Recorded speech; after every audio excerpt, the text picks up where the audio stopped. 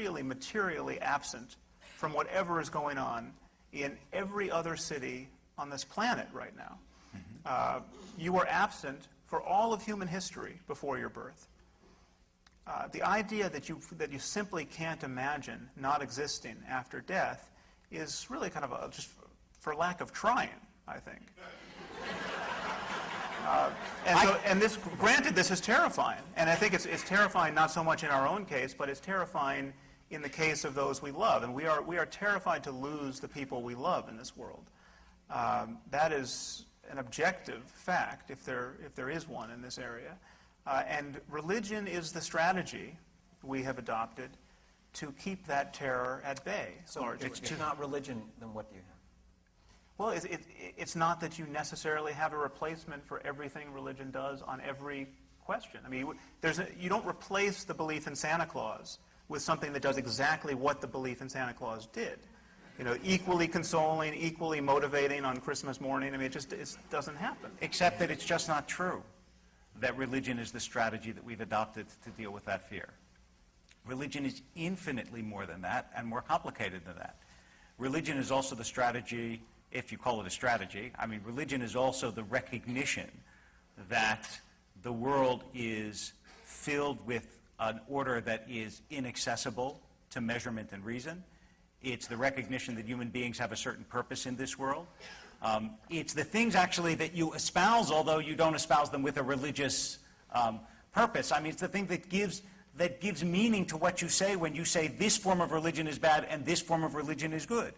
A moral judgment for which you have no basis if there is, in fact, no moral order. If it's just... Well, no, I absolutely did not say there was no moral order. So this is... Well, where does the moral order come from? Okay, this is something I want you to all know. Before we talk on that level, I want a kind of a big picture view for you all to notice. There are three ways to defend religion. One is to argue that religion is true, that one specific religion is true, or that God exists, or that the Bible was really dictated by him. Another is to argue that religion is useful. Okay, right. And this is a religion is useful argument. Religion is the basis for morality.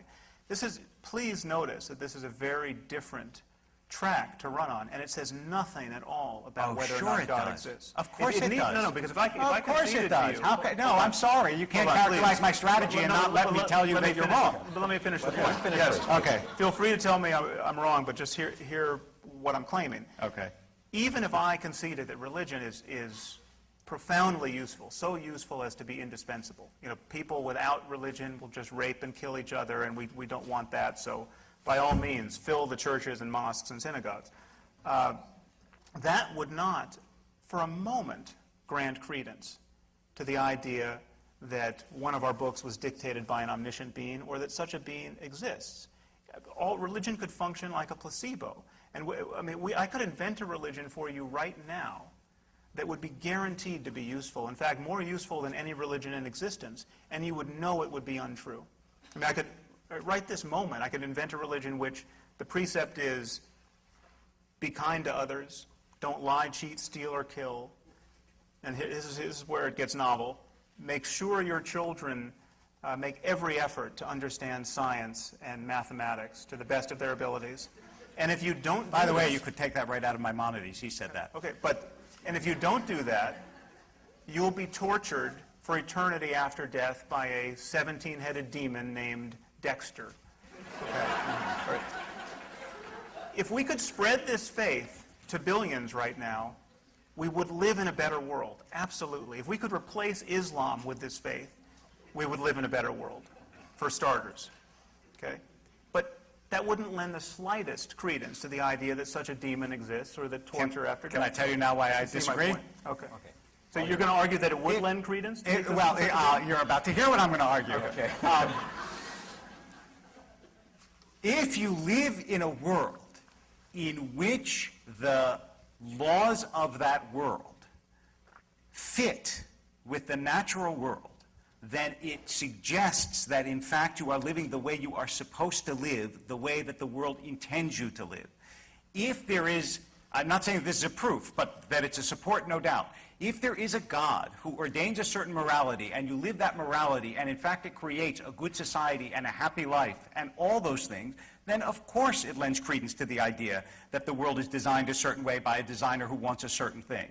And when you say, well, I'm going to take all those moral principles and separate them from God and watch, if you do those and you learn science, you're going to live a good life, all I would say is, absolutely it does. That's exactly what religion has been saying, and the reason it has been saying that is because religion is based on the notion that there is this invisible order which human beings can participate in that is ordained by something that is transcendent, and all those things combine to provide the religious person not with proof, because you don't ask for the same kind of proof that you do in science, but with conviction that that's true. Wait, it's not a question of convenience. It's not a question of convenience. Do you ask for the same? If I say Sam Harris's prose is straightforward, do you say, oh, it's very convenient that you don't have to prove that scientifically? No, you say, correctly, the judgment of straightforward prose, even though it may be universally shared, is not something that's susceptible of scientific proof. It's just the way it is. Or if I say Saul Bell is a wonderful writer, and you say to me, put that in a test tube, put that in a test tube, or I won't believe it. Yes. No, but no scientist, the existence of God is not a scientific claim. No scientist and no atheist has ever argued that every claim is scientific or needs to be subjected to that kind of proof. This is really a matter of common sense, and yet religious discourse I couldn't agree with you more. It is a matter of common sense. And yet it's violated all the time when you say to me, why isn't there any proof for God? And the answer is, it's not a scientific claim. That's exactly, for the last, 45 minutes, that's what I've been trying to say. What people actually believe is that one, they're rewarded after death in certain circumstances. They will be rewarded. There's a difference between an eternity of happiness and an eternity of suffering. And it really matters what name you call God and what you believe and the precise kinds of practices you engage. And in the case of Islam, it matters if you die in the right circumstances, and nothing's more auspicious than dying a martyr. So I'm happy to make common cause with you to say this kind of religion is bad religion. Okay, but when you extrapolate that to all religion is bad and we should have the end of faith, what you're doing is you're doing the equivalent of saying, because there is junk science, let's throw out all the PhDs. No, it's a false analogy. I'm objecting to the very thing you are typifying in this conversation. You are saying that religion is not a matter of making those claims to knowledge. Religion. No, I said God isn't. God, the belief in God. Yeah, those two are not identical. Religion is a path to God, because religion is a path to God. What are you calling God? What am I calling God? Where is God? God is the intangible creator of the universe, in whose presence a human being can live, and according to whose dictates or will a human being can live in this world. But what is your evidence for the existence of God right now? I don't have evidence because it's not a scientific claim. Okay, but unless you want to say, oh, well, I shouldn't say it that way. I don't have proof because it's not a scientific claim. If you want a supporting idea, I would say my understanding of other human beings and my experience of other human beings, which leads me to believe that there's something more than material. My understanding of the design of the world, which leads me to believe that we're here not by accident. My appreciation of the fact that human beings, even though we are made of stuff, have consciousness, which leads philosophers like Galen Strawson to assume that even rudimentary material has consciousness, because he can't explain how consciousness arises. Right. My experience of religious human beings and the way they live, and the fact that they live in harmony, to my perception, with an invisible order that gives them a life of a certain sanctity and holiness. This is a general claim. Religious human beings generally live in harmony with... No, I said my experience of certain human beings. I mean, I can keep going if you want me to keep going. Well, no, I think you've put enough on the table. Okay, but none of those are scientific evidence. Many of those claims trespass upon the territory of science overtly. I mean, the claim about your understanding other human beings being suggestive of a divine artificer. Is that a scientific claim? Absolutely. Extraordinary. I mean, is your understanding of mathematics also suggestive of a divine artificer? No, it has to do with my experience. Your ability to learn language? Do you understand? It has to do with my experience of you. When I'm looking at you right now, you may assume that what I see is a material, but that's not what I see. And it's not what I believe. And I think that it's not what you believe. There's something in you that is more than you believe. I really think so. This is now, if you want to make that a scientific claim, you can. But I'm telling you, it's a metaphysical claim, and to confuse the two is a mistake. Okay, you can add any metaphysics you want Thank you. By that means. I mean, I can say, I see you as a reincarnate personality, and I think you were probably I was someone famous. on Atlantis. Right. Yes. They'll make me like a washerwoman in a previous People one. people do this all the time. I mean, you can broadcast. I mean, this is constrained by our common sense in every other domain of discourse. I mean, just take, for example, the people who think Elvis is still alive. Okay, what's wrong with this claim? I mean, why is this claim not vitiating our academic departments and corporations? I mean, I'll tell you why, and it's very simple. We have not passed laws against believing Elvis is still alive. The problem is that whenever somebody seriously represents his belief that Elvis is still alive, in a conversation, on a first date, at a lecture, at a job interview, he immediately pays a price. Yes. He pays a price in ill-concealed laughter. Right. Now, surely you can agree with him on that. That is a good thing. Now, then he could rattle on about this is not a scientific claim, this is a matter of faith. You know, when I look at you, I see you might be Elvis. I mean, he could do this.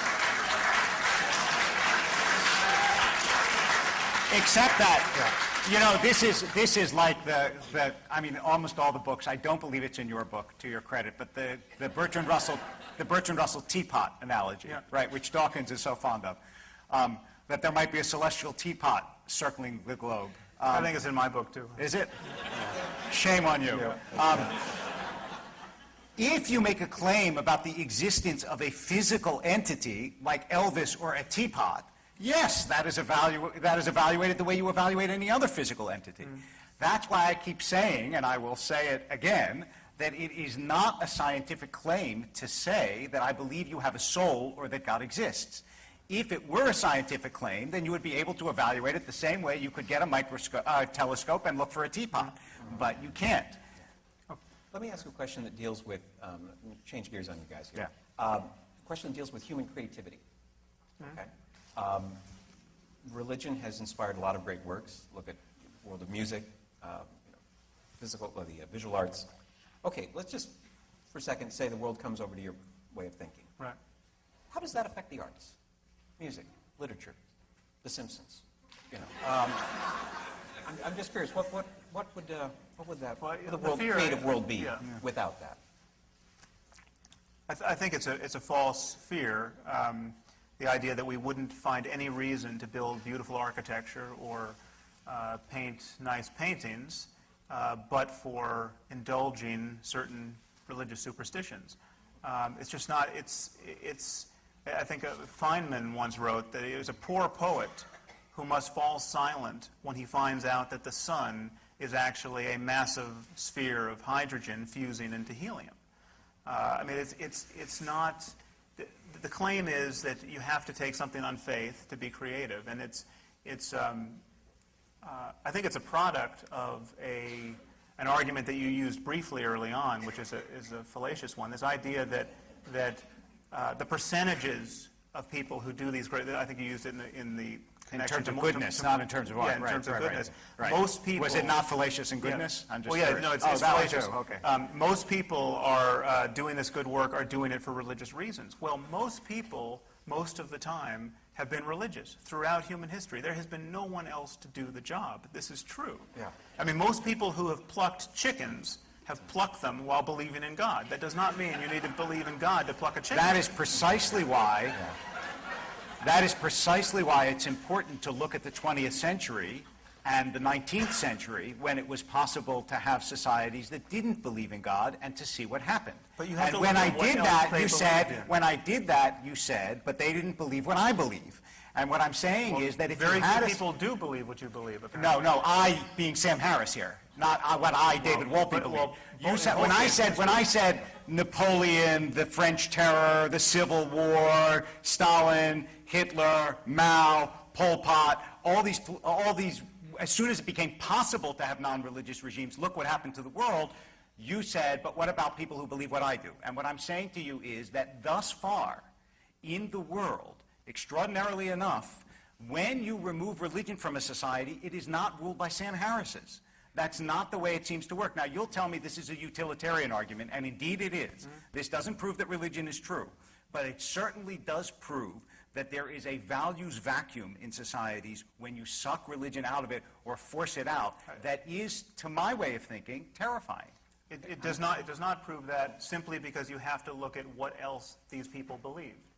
There is a values vacuum in religion. There's a values vacuum in an organization like the Catholic Church that preaches the sinfulness of condom use in sub-Saharan Africa. Yes, I agree with you. Okay, there's a values vacuum in that same institution that shelters its pedophile priests, literally an army of child rapists, based on its own intent upon maintaining its integrity as a religious institution. There's a values vacuum in, and I could go on. And it's not like religion is this perfect advertisement for the kinds of values you get once you believe that your book is dictated by the greater universe. It is an imperfect institution that is adopted by imperfect people in an imperfect world. And if you expect that it's going to be perfect, then you will be consistently disappointed. And that's why every religion that I know of emphasizes the fact that goodness is a continual and often failed struggle. And as does science. One would expect that science doesn't emphasize that goodness is a continual but failed struggle, right? I mean, certain scientists may, but science as a whole doesn't say anything about the metaphysical nature of human goodness. And by the way, Richard Feynman said explicitly that science and religion ought to be able to coexist. So I'm glad that you quoted him, because that lets me get that little appercue in. I'm going to step in here now. I'm getting the signal over there that, do we have the microphone available for questions? Where's Gatti? Do we have someone on this side who has a question? Yes, please. Rabbi Wolpe, at the beginning of this discussion, Sam Harris talked about the Bible and how human sacrifice is pervasive in the Bible, and how the ancient Hebrews practiced it, but you didn't respond to that. No. And I wonder what your response would be. Sure. I didn't say that it was pervasive. Don't want to. The answer is that human sacrifice was pervasive around the civilization of the Bible. And in fact, Gehenna, which is the Hebrew word for hell, is based on the fact that in the valley outside Jerusalem, that's where the pagan peoples around the Israelites did sacrifice children, which gives you some sense of the meaning of sacrificing children in Hebrew tradition. Yiftach was the only one who actually sacrificed a child and is condemned by it all through Jewish literature. Abraham, the point of the Abraham story, according to many commentators, which I take to be, is precisely to say that although the gods of the world up to that time do demand human sacrifice, God doesn't, which is why, as the psychologist Eric Wellish says, the key phrase in that story is, don't raise your hand against the boy or do anything to him.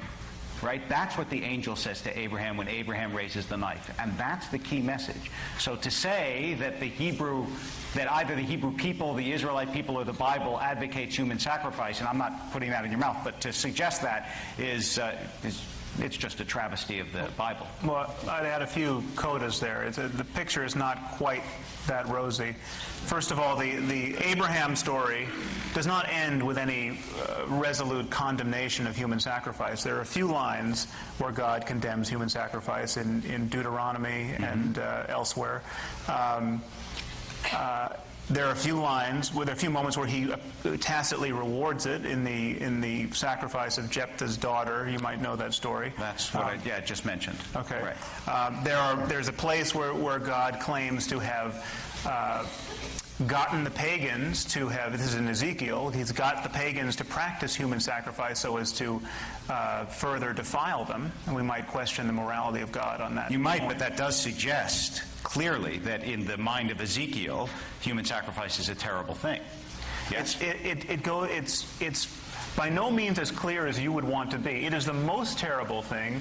It's a needless horror imposed upon by ignorant people on ignorant people. And in other words, that sacrifice which they did not practice and condemn is a mindless horror by ignorant people on ignorant people. First of all, they practice it They got the substitution of animals. Right. The best God could think of was to substitute animals for this blood sacrifice. So, I mean, how many people in this room think animal sacrifice is somehow really as good as it gets? I'm just curious, how many of you eat meat? Just raise your hand. And when that animal is killed for the meat that you eat, is it a sacramental thing that feels holy when you understand you're doing something about taking a life? Or do you let the slaughterhouse just kill the animal and you buy it in saran wrap? Just curious. Not so easy. Oh, okay. Question over here. We're going to go back and forth. Yes, sir. Mr. Harris, you got pushed into a corner a couple times on the issue of utility, if not on the epistemic issue. And it seems like, for a bunch of reasons, including like building imperfection and so preventing scapegoating, there is a degree to which it's tough to institutionalize skepticism. It leaves a complete vacuum, not an imperfection, when we try to suck it out of society. If that should turn out to be true, is that an indict of at least the new atheist movement, if not of small forms like this where we discuss the epistemic validity of God? Is there an idea that we shouldn't be going outside telling people to be skeptical of God because it leads to a bad society? Yeah, no, it's not a...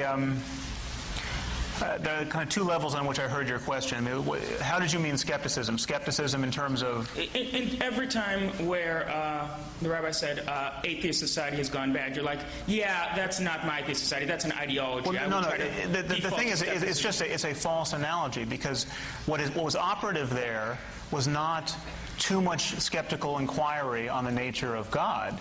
An unwillingness to believe in the divine origin of certain books. What was operative there were other ideas about the purity of German blood in the case of the Holocaust, ideas about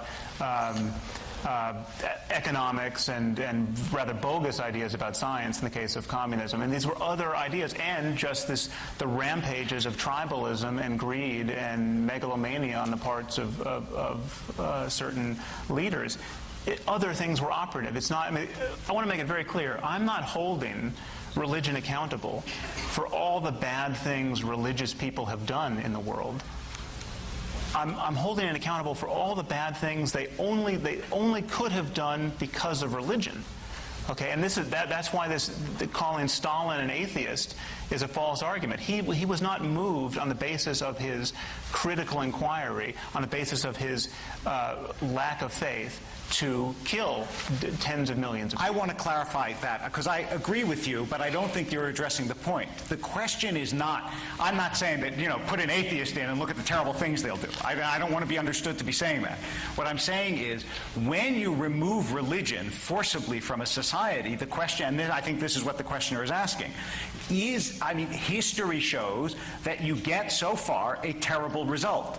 So the question is, can you in fact institutionalize this wonderful skeptical inquiry scientific basis that you assume? But he's not suggesting doing it forcibly. Nobody is suggesting a program here. I'm suggesting a program. Exactly what we do. Worse. It's exactly what we do with Elvis. I mean, or astrology, or anything else that gets laughed off the dais. I mean, just imagine or it's what we do with any other god but the God of Abraham. Imagine a political candidate who was forthcoming about his belief in Poseidon. It would be a problem. He could not possibly get elected. It's not like someone has proved that Poseidon doesn't exist. I mean, that is Russell's teapot. You cannot prove that Poseidon doesn't exist. The question is there any good reason to believe he exists? The answer is no. It's the same answer for the God of Abraham. Okay, question over here, sir. This is for first Mr. Harris, and I guess Rabbi Wolpe will respond. You had mentioned that there were three ways, I believe, to defend religion: the argument about truth, the argument about utility, but I didn't catch the third, and I don't think you got to the third, because I think the third you went off on some tangents, and I was curious what the third was and what the response to that would be. Well, the third is simply to attack atheism essentially as another religion, to say that it's intolerant, dogmatic, that it relies on the same kind of... Rick Warren said it when I debated him for Newsweek. I don't have enough faith to be an atheist, he said, because it's the most gratuitous faith claim of all. It's the claim that the universe came out of nothing. Who could believe that? I mean, that's essentially the third. Okay. For that. Yeah. Question over here. Yes, Rabbi, before you were saying that your belief in a soul or belief in God as a metaphysical claim, not a scientific claim, which I guess means essentially it's a leap of faith.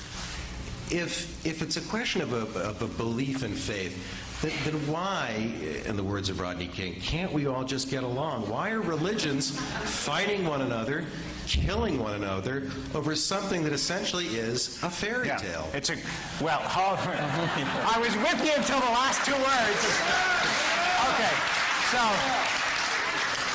let's put the fairy tale phrase aside. And look, this is a critical question, and I would give 2 separate answers to it, both of which I think are complementary in both. First of all, it's very rare, not unprecedented. The Crusades are probably a precedent. It's very rare for religions to fight each other for no other reason than religion. You always got politics, you've always got land, you've always got religious economics. Jews throw dirty diapers onto other Jews in Israel because they're not really religious. We're not talking about disapproval. You're talking about serious conflict, right? And if you're talking about why Palestinians and Jews fight, why Pakistan and India fight, it's not just, oh my God, they're religious. Okay, that's first. The second issue is, I don't believe, is a religious issue. The second issue is an otherness issue. Anybody who believes that human beings are basically good and kind towards one another has never visited a playground, right? All you have to do, just go see how kids treat a kid when he first walks into the playground, because he's the other, right? And the challenge to religion is to transcend the treatment of the other, which at its best it does, and at its worst it doesn't. But the reinforcement of they're the other happens not only in religion. I mean, why did France and Britain fight a 100-year war with each other? It's not because of religion. It's because the damn Frenchmen and the damn British, right? And that's ingrained in us, and that's what we need to overcome. Thank you. Let's see, question over here. Yeah. Mr. Harris, these are 4 short quotes from your book, The End of Faith. While religious people are not generally mad, their core beliefs absolutely are. It is difficult to imagine a set of beliefs more suggestive of mental illness than those that lie at the heart of many of our religious traditions. Theology is now little more than a branch of human ignorance. And last, people who harbor strong convictions without evidence belong at the margins of our societies, not in our halls of power. So with that said, how dangerous do you think our world is when our own leaders, especially our presidential candidates from a supposed superpower, profess such devotion to the supernatural? Well, clearly I'm worried. I mean, I wouldn't be doing that. I think it's a few things to say here. It's easy to exaggerate the problem, and it's easy to overlook very important differences among religions. I mean, one problem with a discussion like this is we have a word religion that is a suitcase term. I mean, religion is a word like sport. You know, you have a sport like, you know, Thai boxing, where people get killed and hit in the head with elbows and knees, and then you have a sport like lawn bowling. You know, and what is in common between these sports apart from breathing? Not much. And yet they're both sports. And religion is like that. You have a religion like Jainism, which I occasionally reference because it is the one truly nonviolent religion. I mean, the core dogma of Jainism is nonviolence. So that no matter how fanatical you get as a Jain, you are never going to be a Jain suicide bomber. I mean, you simply cannot make sense of it by the lights of Jainism. Now, by no stretch of the imagination is Islam a religion of nonviolence. Islam is a religion of violence in certain circumstances, and it is a great danger to us all that these circumstances can be construed with enough agility as to apply almost anywhere, anytime, to anyone who wants to die for the faith. Now, I'm not saying all Muslims view their religion this way, but there are very few tools within Islam by which to say, oh, Osama bin Laden has completely misconstrued the faith. He has not completely misconstrued the faith. So between Islam and Jainism, you know, we have a range of convictions and behaviors born of them. And the style of discourse that you're using to talk about again, what religion should be, not what it is, I would argue, just obfuscates this terrain. We have people really killing and dying based on propositions that they are granting credence to, and these beliefs are thriving in a context in which they are immune to criticism. And we are collaborating in that process by not criticizing them publicly, incessantly, relentlessly until we break this spell. I see. And now another question over here.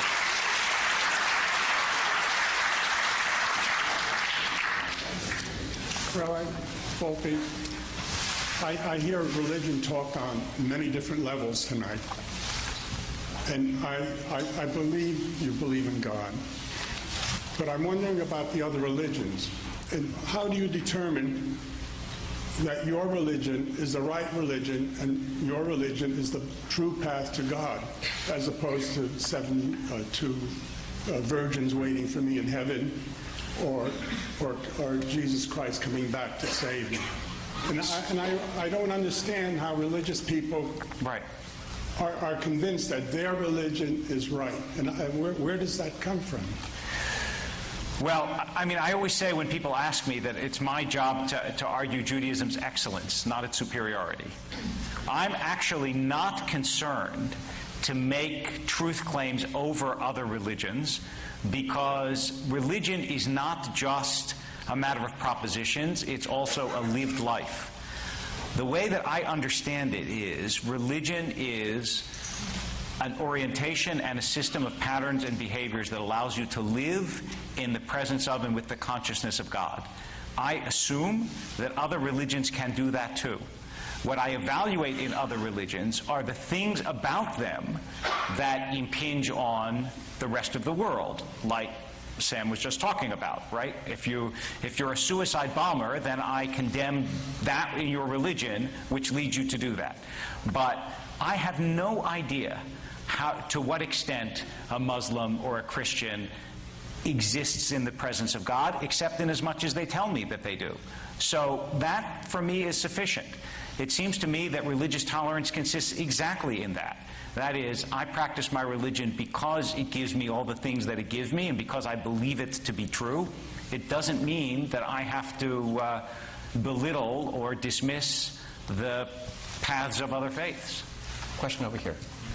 Rabbi Wolpe, if we go back in time and find a group of Jews 1,000 years ago, a couple thousand years ago, who were devoutly religious and kept the Sabbath and did all the rules, but also owned slaves, and on Sunday would stone adulterers and homosexuals and anybody else the Bible says to stone, would you say that they're good people according to your view of what God wants from us? And if those same people, we found a tribe in Africa who kept those same rules today, would you also say they were good? Well, if you ask 1,000 years ago, let's just assume they weren't religious and they owned slaves. Then you could evaluate them one of two ways. In the context of their time, were they good? You might consider them good. In the context of what we would call eternal values or today, no, they clearly weren't good. And you would say the same thing about a tribe in Africa, which is that they were morally undeveloped, right?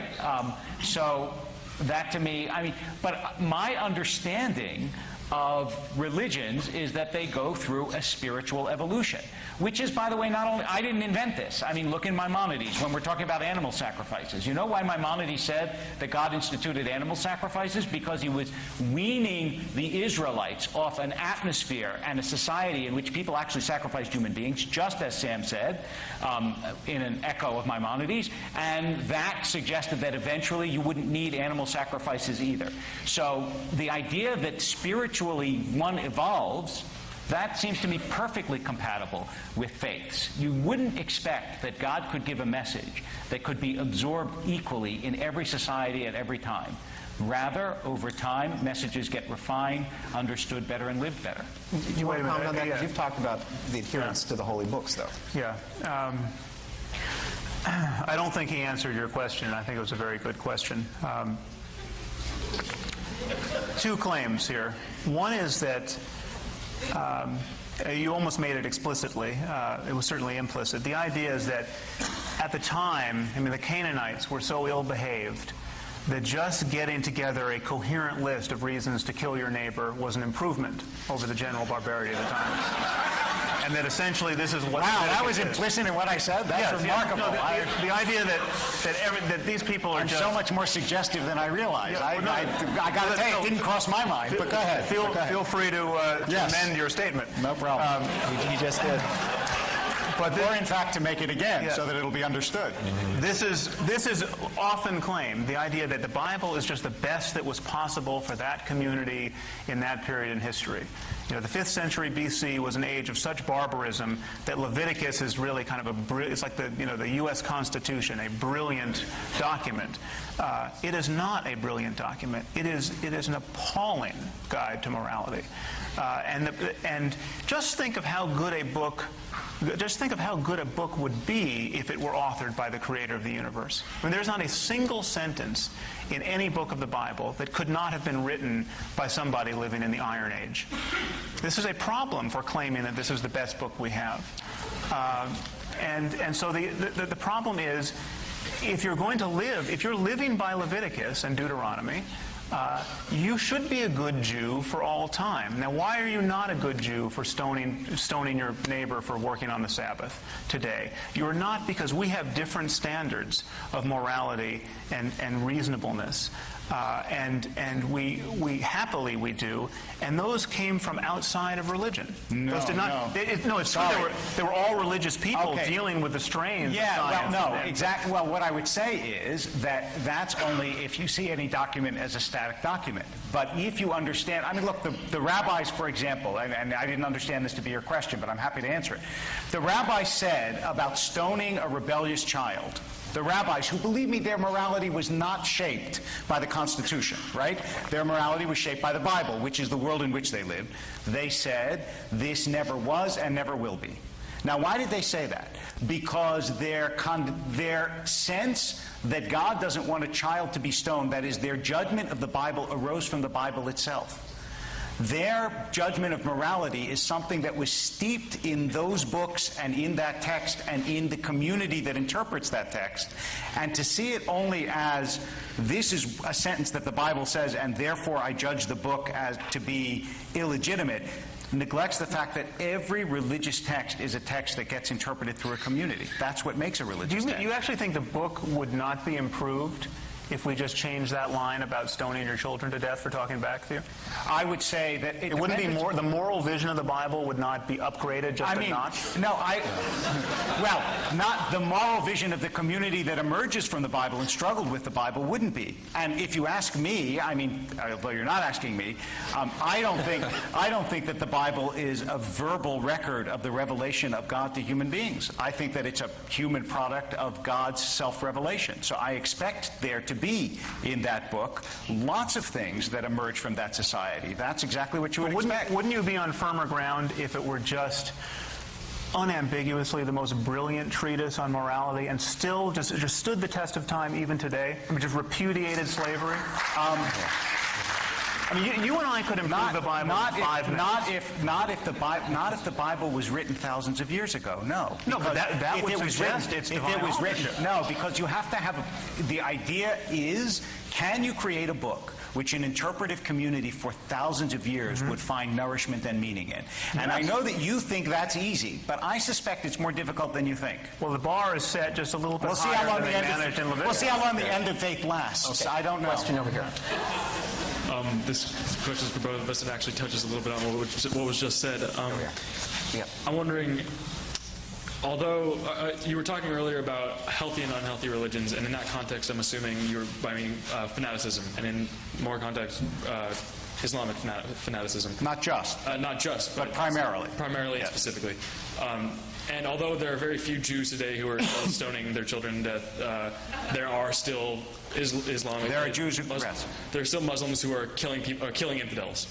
And I'm just wondering what allows us, and this has to do with more of the moderate religions, what allows us to even consider Reform Judaism or lesser forms of Christianity or Judaism together? Why do we not consider these completely different religions? What allows us... I'm sorry? Different religions. Why are we why are they not separated? Why are they still completely different from Islam, or completely different from other forms of Judaism? Other forms of Judaism. If there are still people today, I'm sure this isn't very well produced. No, that's okay. I just wanted to be clear. For Jews, it's a slightly different question than for Christians, because Judaism is a nation as well as a religion. So it's not purely a function of belief, it's also a function of community. For a Christian, you might, I mean, look, for a long time, Protestants and Catholics essentially felt that they belonged to different religions, despite the fact that we would see them as the same. I don't know exactly what the breaking point is, but I suspect that it's less doctrinal than it is organic. That is, at a certain point, like the Karaites, they just sort of stepped outside of what was the mainstream of Judaism and then disappeared. Whether that will happen to Reform, Conservative, or Orthodox Judaism, time will tell. But I don't know. We have a question over here. Yeah. Rabbi Wolpe, you pointed out that people with religious faith have been found to be happier, more content. Isn't it possible that that's just because they have found an answer? They've found answers to the most anxiety-producing questions that humans have about where we come from and where we're going after we die. Whether or not those answers are true, yes, they it's entirely feel possible. Yep. They have been relieved of that anxiety and are therefore happier. And I'd like Mr. Harris's comment on that too, please. Well, I should have added this when you brought it up. That literature is a mess, and there are obvious confounds in many of those studies. For instance, religion is very good at building community, and we know that having lots of friends and loved ones around is very important for people's sense of well-being, and the variable of community has not been teased out in many of those studies. There's also the example of societies in Western Europe, like Sweden, where by every marker of the health of a society, they're healthier than our own. I mean, for educational markers, markers of violence and theft. I mean, they had not. I shouldn't have said every marker. I heard alcohol coming from the audience. But the thing to notice is that even in the most atheistic society on the planet, which is Sweden, the level of generosity. I mean, really like kind of the Christian virtue of generosity, both within the society and to the developing world, is much higher than it is in our culture. So it's not that this can be read both ways, and much research is yet to be done on the actual effect of religion on the society. I have a lot more to say about it, but I know that there are questions waiting. So it's been a long night. Let's just take a few more questions, and I think we may call it an evening. Yes, sir. Rabbi, in your introduction, there was a comment about when you were a teenager, you shifted your perspective to a more spiritual path, and I'm curious, what was that shift? And I asked the same question to Mr. Harris. When you were growing up, was there any kind of religious background, and did you have a turning point in your life where you made a more scientific approach to philosophy? Oh, this is a slightly long story, so I'm going to very much abbreviate. It was a long process for me. It wasn't a single experience, and a lot of it had to do with my understanding that religion wasn't the crutch for weak people that I automatically assumed it was when I was an adolescent, and that in fact it reflected often a profounder understanding of life. And I would say there's almost an ironic flippancy and defensiveness about being a teenager that makes it more difficult to understand what I would call the deeper levels of living. Mm-hmm. Was there a turning point for you, sir? There was no turning point in terms of I had an interest in religion from a very early age and in religious experience, but I never was religious. I never was brought up in a religious tradition to which I'm now reacting. But the moment I really started thinking about the liabilities of religious belief came after 9/11. I mean, that was... Oh, you, and then that's it. Yes, sir. It's particularly for Mr. Harris. There have been many scientists who've been religious people, and many religious people who've also been scientific. Why can't the two coexist? For example, one thing I've always remembered that I studied in college, Blaise Pascal had his famous wager. Right. Since you can't prove the existence of God nor disprove the existence of God, I'm better off acting in my life as if it's true that God exists. Right. And I was wondering if you could comment on those. Yeah, I think the best way to address the compatibility of science and religion is in the person of Francis Collins. I don't know if you know him. He ran the Human Genome Project for the U.S. He's a medical geneticist, obviously a scientist with a great career in science, and he's also an evangelical Christian. And he's written a book entitled The Language of God, where he claims to square his evangelical Christianity with the last 50 years of molecular biology and argue successfully that God exists. We know this based on scientific principles, and Jesus is his son. Now, I can't say that he's not a scientist, but what I can say is that the place in his book where he tells you when his doubts were truly removed, his conversion experience,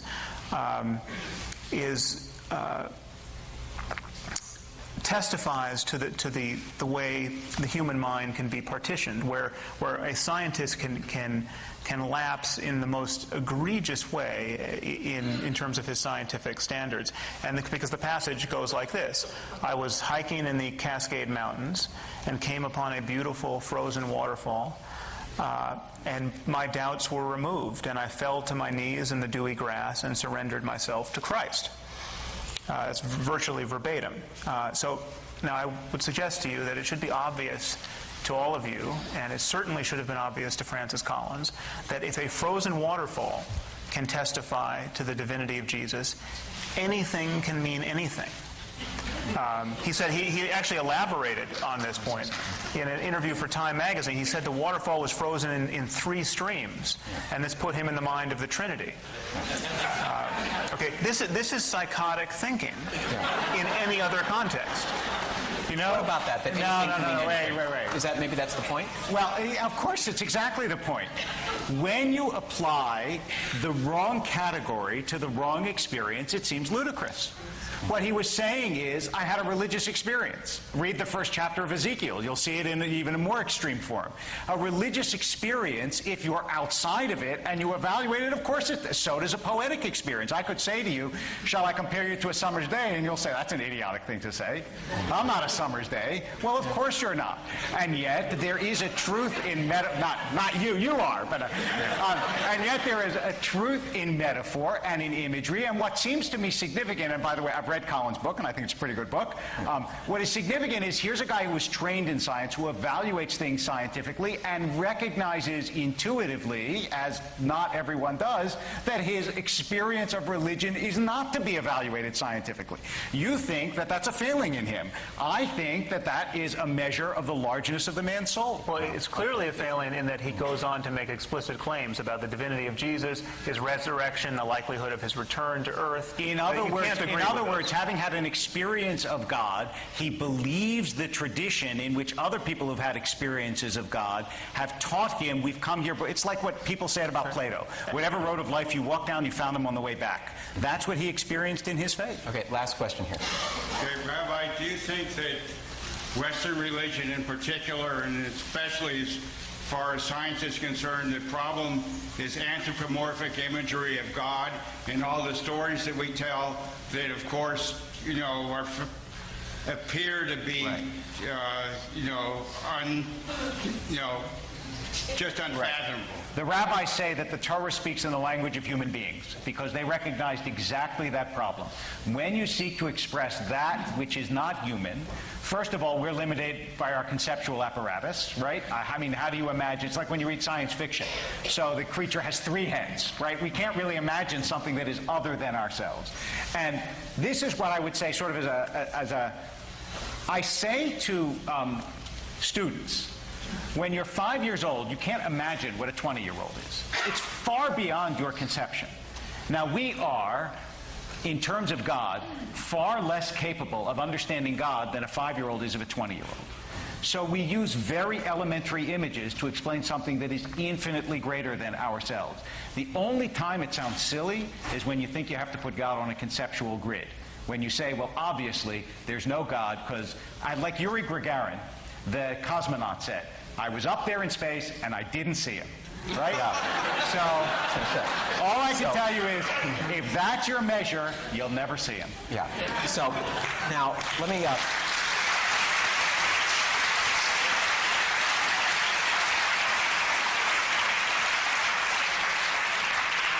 If I were in my newsroom at the LA Times, they would say that I busted deadline. But we've had a lot of fun here tonight. Guys, I'll ask you to make any just final remarks in just a second. First, a few thanks.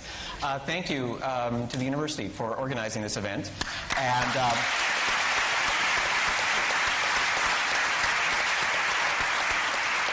Thank you for those who asked questions, and you're a very polite and wonderful audience. And thank you for inviting me to the picnic. I really appreciate that. And don't forget, folks, books are out there in the lobby. Any last thoughts, gentlemen, you want to share? Oh, I go first? I will just a continuation of what I said, which is that the Bible says that the beginning of wisdom is reverence for God, and I would say that the beginning of wisdom, rather than, let's say, reverence for God, the beginning of wisdom is the assumption and the belief that it could be possible that things exist in this world which human beings cannot measure, to which they do not have access, except by something that is transcendent inside of us. Just as our limbs have limitations and we can't fly, our minds have limitations too. But the fact that we don't understand something greater than ourselves doesn't mean that it doesn't exist. Yeah, Mr. Harris.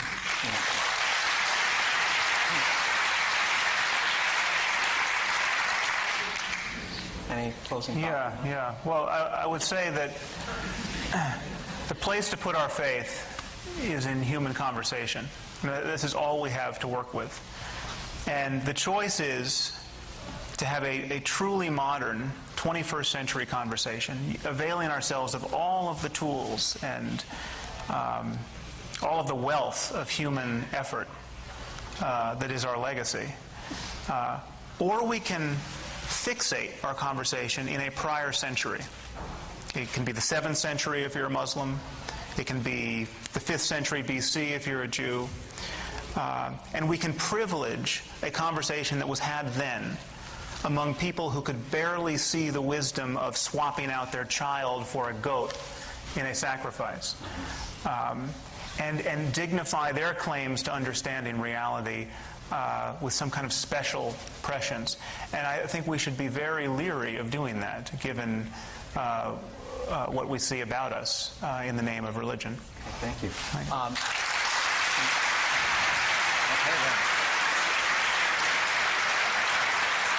I just want to say, under the authority invested in me as moderator, I'm going to give the last word of the night to that great philosopher, student of the human condition, Henny Youngman. And Henny Youngman, I just ran across this quote the other day. He had the following to say about atheism. He said, I once wanted to become an atheist. I give up the idea. They have no holidays. Let's thank our panelists. Thank you very much. Thank you.